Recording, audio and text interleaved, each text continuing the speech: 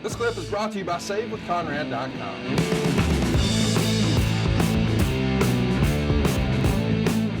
Here we had, we were talking through some things there, and we had Bradshaw and Chris Nowitzki, the only active wrestler that graduated from Harvard, by the way. They brawled all over for the hardcore title, and it ended up backstage where Johnny Stamboli interfered and beat up Bradshaw, won the title. And then we moved on to the Big Show and Bischoff. They were together talking backstage. Show was saying how happy he was now that Bischoff was here, especially since no one from the NWO was left. And, you know, how can we work together? And I hope you have my back and all that good stuff. As that interview would wrap up, Bradshaw would see Stamboli attack him, regain the hardcore title. So the hardcore title's moving around a few times here on the show.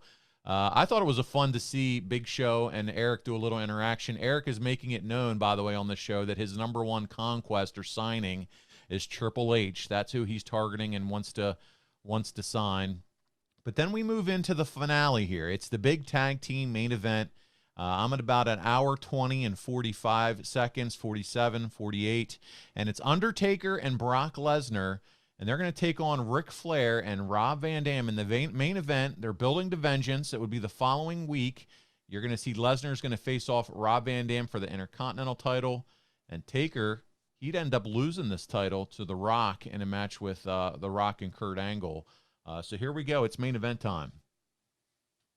Yeah, this is an all-star game here. Yeah, loaded. Great, yeah, some great talents. It's hard to screw that up. Yeah, Taker's, it's just amazing how timeless he was. He still is to me. I'm a Undertaker fanatic, to say the least. But you look at this match here. You got the Nates coming out here in all his splendor and glory.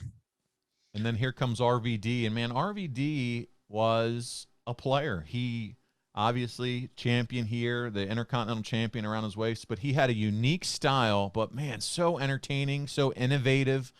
Always a big fan of RVD. What did you think about RVD working with him? I loved it. You had to get to know Rob. He was his own man. He was never an ass kisser. He was always up front with you. And he became more outspoken as time went on when he got more comfortable there in WWE, away from EC So he was a great addition to our roster. He was a hell of a baby face or good heel, either way you want to look at it. Whatever role he had, he did it well. So I always had plenty of time for Rob Van Dam. He's a good dude, and he was so innovative, you know. He's so innovative. I just thought he was terrific. So this should be you got two of the all-time greats, the Nates and Undertaker, starting it out in this tag team match. And you want to talk about different styles. I think of Ric Flair and all those classic 80s and 90s matches and working 45, 60 minutes, and his style, tag teaming with kind of the guy that brings it forward in RVD with the innovative offense. I think that's a fun mix. Yeah, me too. Good booking here. A lot of diverse personalities. Yes. Gave it a little bit of variety, and the legacies of all these guys. You know, Flair's in the Hall of Fame in WWE a couple of times, I think. Taker will be in it whenever he wants to go, when he feels like putting a suit on. And traveling. He's such a superhuman being. Van Dam, you know, you could tell the guys had gained respect for Rob beyond his ECW business. A lot of the boys weren't crazy about ECW because the ECW guys were incessant about talking about how great the brand was, which I respect, especially considering that a lot of them weren't getting paid, but they're still bragging on their brand. They're still supporting their team. So Robbie got a lot of respect because of his uniqueness. He didn't hurt people. Those leg kicks he just displayed on Taker there a second ago was money. And so it's always interesting too that Undertaker sets the heat as they're working on Taker's leg, and they're saving Lesnar for a hot tag. Good observation there. When Taker comes in to hey, I'll let them kick my butt a little bit. That tells you what he thinks of Brock Lesnar. Right. A very young Brock Lesnar at this point. Yeah, man. He was the prototype. That was one of our greatest signings in my view. There's a low blow. The referee didn't see it. He gets Taker back down. So when Taker's off that vertical base, it allows the other guys to do things with him that heretofore would not have happened. So that's smart wrestling strategy. And then here you got the dead man selling. That's right. Which shows you that no one is above selling. Boom. I was hoping you would say that. Lost art, registering, selling, different levels, all good. I love to see how you mentioned it, as he would sit there and he just took a kick to the back of the head from Van Dam. It's not pop right back up. It's, right. Wow, let me collect my thoughts and try to stand up here for a minute. That's huge. It's right. lost. And then he makes himself half-ass whole there, makes the tag to Lesnar. And here comes the beast. Yeah. The machine. He is just, he's so impressive. Yeah, he's a once-in-a-lifetime player. It's Brock Lesnar.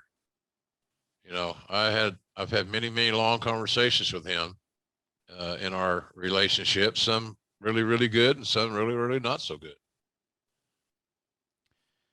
The boys would take advantage of people like Brock that was somewhat naive and inexperienced.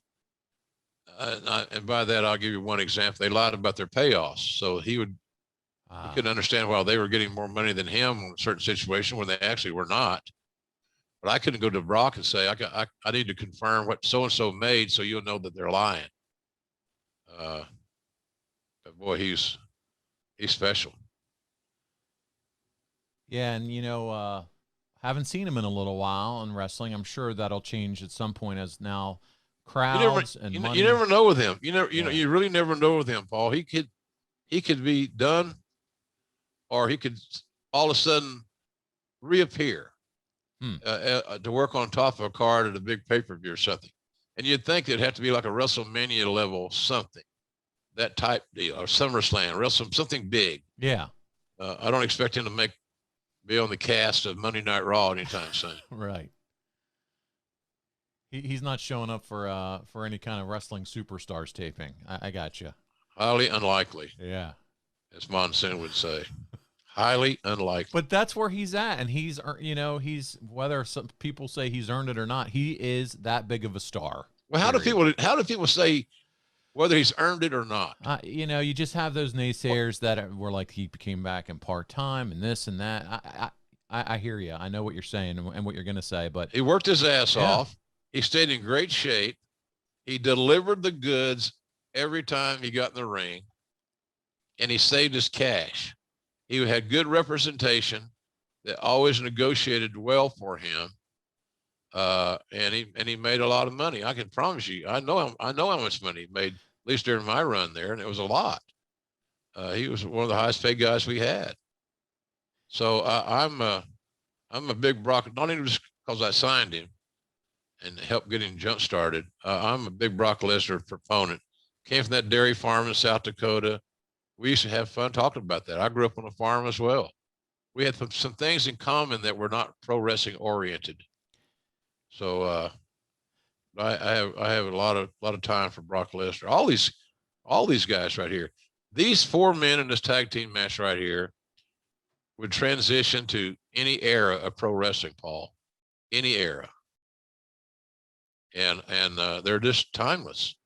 And all for different reasons. Yeah.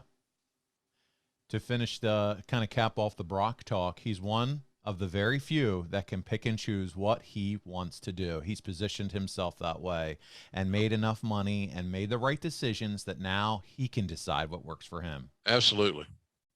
And he's earned it. I mean, he's got himself into a position, whether it was all his doing or it's never all any one person's doing, by the way. But he's done such a terrific job of managing his life. You don't hear controversy from him. He doesn't make an ass of himself. He's not looking for minuscule paydays just to get another payday. That's right. But that's not to say that under the right financial arrangement that he wouldn't come back and do something. I feel strongly that saving money is important. You know, if it's not something we worry about now, boy, we are really going to worry about it later. And I want to help you get out of debt faster and do it with cheaper monthly payments. I'm talking to you if you're in a 30-year loan. Now is the time to take years off of your loan. We're routinely helping our listeners cut 5, 10, even 15 years off their loan. And you can do this without perfect credit with no money out of pocket. You've just got to start at savewithconrad.com. But he's not so motivated to do it. He's made I don't know if he needs any more money. Right. I know that may be oxymoronic to even say that. And you know what? As I watch him here, he's in the ring with Flair. Flair's just keeping up with him at this age, doing well, selling. He's still a very good performer at this stage of his career. Remember, the heels are calling the match. Flair's helping guide the ship with Brock. And then make one great big see. The talents couldn't get to him, but the ring post can. There you go.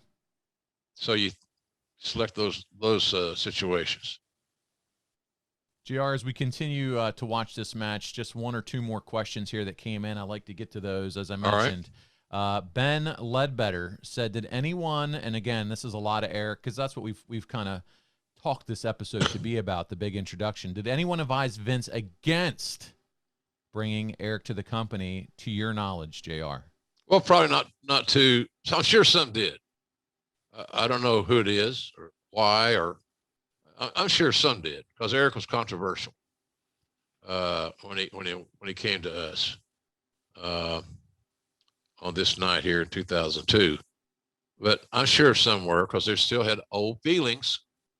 Their feathers have been ruffled, and but I don't know of anybody that made a loud protest, because the stupidest thing that some of these cats could have done is to make demands.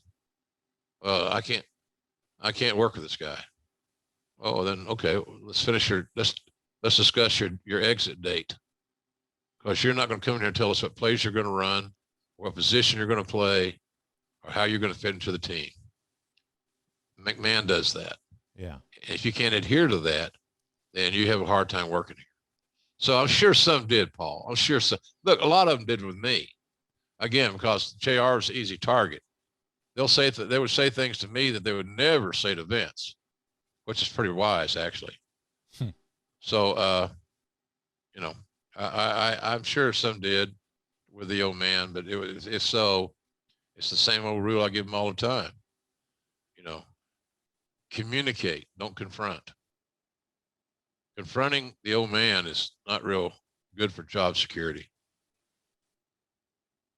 There's the F5. F5 to Flair. See, Brock respected RVD's super kick and some of his offense. Takes a great bump on the super kick. Lesnar sells the 5-star frog splash. But wait, there's more. Last ride, and I suggest it is over. I think you're right. All your years have taught you anything. That was it, buddy.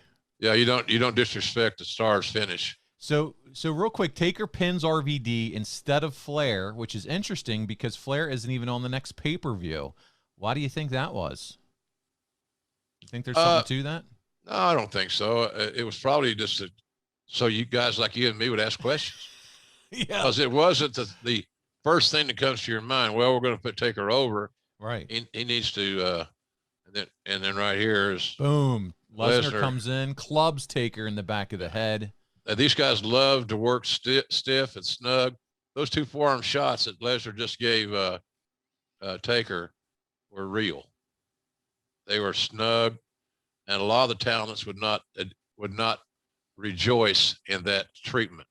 Taker liked being physical, and he wanted Lesnar to look good, because anybody in the company that had any damn brains would tell you that Lesnar is nothing but money. He's an ATM.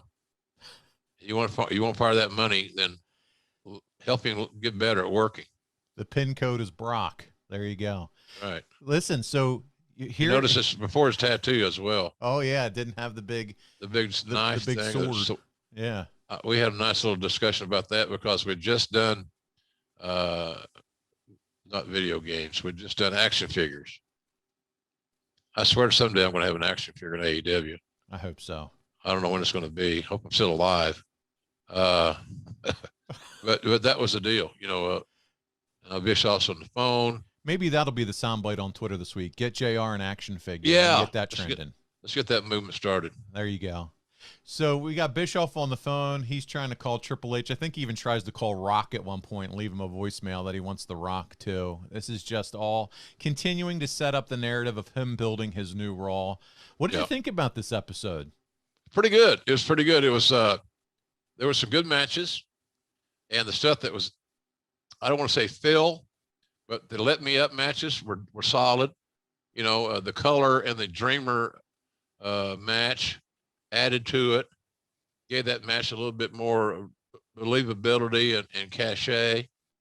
Even though Trish got beat, that was nice to see her and Molly, two Hall of Famers, in the ring. I love that. So we go off the air with Bischoff smiling like a Cheshire cat, which I've never seen in my life, a Cheshire cat, but Bischoff was smiling like we perceive one to be. And I thought it was a solid show. I really did. It was one that was greatly talked about. It was. The newsletter guys and all that were,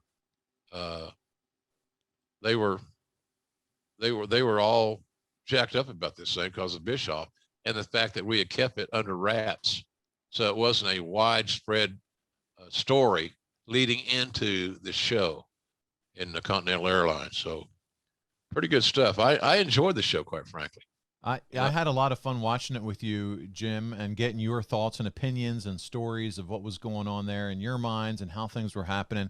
Just to kind of wrap up where we were here, so you would have Lesnar was the undisputed title holder. He would lose it to Rock at Vengeance, and as we all know, the big matchup at SummerSlam that year would be Rock and Brock, where Rock would, at the time, Brock would become the youngest heavyweight champion of the world, taking that title away. So the push for Brock is on. And that's where we're at in that time period. Eric Bischoff is now your general manager for Raw. So enjoyed that one. Hey, it's Conrad Thompson. Thanks for checking out the podcast here on YouTube. Be sure to hit the subscribe button and the notifications bell so you're going to notice anytime we upload some new content. And go save yourself some money right now. If you're in a 30-year loan or you have credit card debt, it's not a matter of if I can save you money. It's a matter of how much. Find out right now for free at SaveWithConrad.com.